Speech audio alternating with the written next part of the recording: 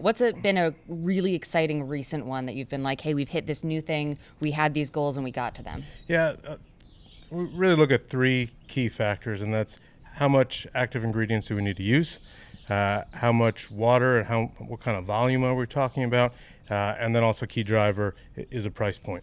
So the successive steps of innovation have continually allowed those to come down. Meaning we're using the amount of chemistry that a farmer looks at and goes, "Hey, it's very comparable to what I use today on my farm." We're not asking them to spray at 50, 100 gallons per acre. We're actually down in that 10, 15, 20 range, depending on the application. And quite honestly, we went from $1,000+ per acre application down to a comparative price point to where a farmer looks at today. So it's those getting it to where it fits into what we know as farming today on a wide scale, to be able to fit those products in and not having to make a farmer do something different or bust a budget or they're businessmen. They need to be profitable. And yeah, tell me a little bit more about that. Why is it so important that this fits into what they're already doing?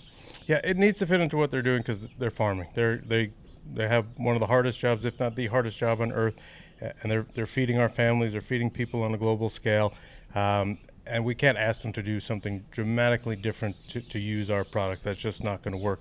At the same time, our products need to provide a new solution that does something that their current products may have did in the past or didn't do at all. We think about that in terms of weed control. There's a bunch of weeds that farmers just can't control anymore with the chemistry they have today. They once worked, they don't anymore. Add Harpe to the mix, new mode of action chemistry works on its own, as well as in combination to fill some of those gaps, those challenges that farmers are facing.